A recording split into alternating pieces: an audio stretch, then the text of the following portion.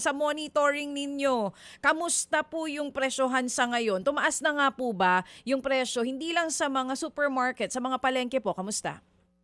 Ma'am Chacha, nagmo-monitor din naman kami sa news. Saka syempre, bumibili tayo araw-araw. Talagang ang presyo, kahit wala pang oil crisis, itong Marso, talagang very volatile yan, nag-iiba-iba. At Tama. iba rin yung sinasabi ng DTI kasi ang minomonitor lang nila ay yung mga suggested retail prices sa limited number ng mga pamilihan.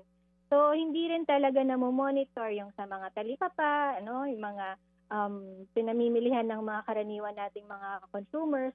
At ngayon nga, talagang may mga nagsasabi na rin ng mga market owners na may mga nagtaas na kahit hindi pa effective yung before pa kahapon, kahit hindi pa nag-start yung taas presyo ng petrolyo. Oo. So para sa inyo minomonitor lang ng DTI kasi yung may SRP. May Wala SRP. wala namang SRP sa mga palengke. Di mo naman yung pwede idahilan dun sa mga tindera. Ma'am Amihan, ang panawagan po ng Suki Consumer Network, tanggalin po yung 12% VAT tsaka ang excise taxes sa fuel. Hindi lang doon, maging sa ilang basic goods natin. May tugon na po ba ang gobyerno? Kanino nyo po ipinadala itong panawagan ninyo mismo? Actually, kinakala pa po namin yung kabuuang rekomendasyon ng lahat ng aming mga members kasi ang mga members po namin ay kasama din namin dito yung mga magsasaka natin, yung mga transport workers, mga urban poor, government employees kasama din. No?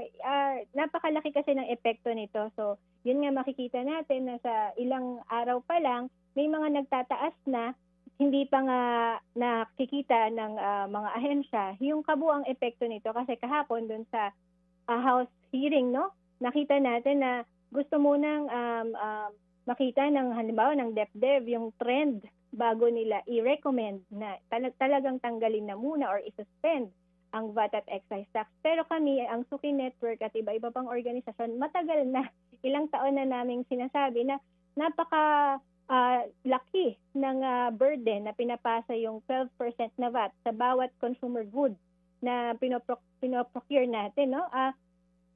Ultimo hindi may may VAT yan. Meron pang 'di ba, excise tax sa mga beverages Sweetened na products. kinokonsume natin. So mga consumption goods po ito na talagang diretsong epekto sa ating mga consumer. Sabi niyo po kasama niyo din po dito sa grupo ninyo ang mga grupo ng magsasaka. In total, ilan pong members natin dyan sa Suki? At yung panawagan ninyo, nasabi niyo matagal na, gaano katagal na po ito? Ilang taon na walang tugon ng gobyerno dyan? Ang Suki po ay nasa 7 years na, no? Pero kasama din namin yun nga yung mga magsasaka, halimbawa yung Kilusang Magbukid ng Pilipinas, meron kaming around mga 20 member organizations bilang network, so iba't ibang mga people's organizations. Sinusuportahan din namin yung kanilang mga matagal ng panawagan, halimbawa yung pag-scrap ng rice liberalization law kasi very import-dependent tayo. So pati to, yung pag-import natin ng iba't ibang produkto, malaki ang epekto dahil ngayon lahat yan transport.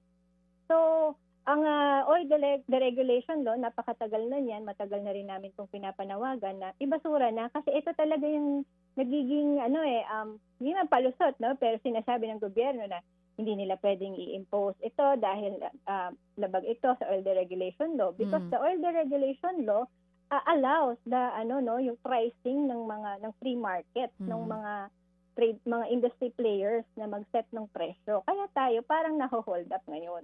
Mga kapatid, para sa iba pang mga balita at impormasyon, sundan niyo po kami sa X, Instagram, Facebook at syempre sa TikTok, True Network PH. Mag-subscribe din po kayo sa aming YouTube channel, True Network. May website din po tayo, truenetwork.ph. At pwede nyo rin po kaming mapanood sa Channel 19 ng aming True FM TV. Lagi pa rin makinig sa radyo dito po sa 105.9 True FM dahil dito, lagi po sa'yo, kapatid. Dito tayo sa totoo, tunay at tapat.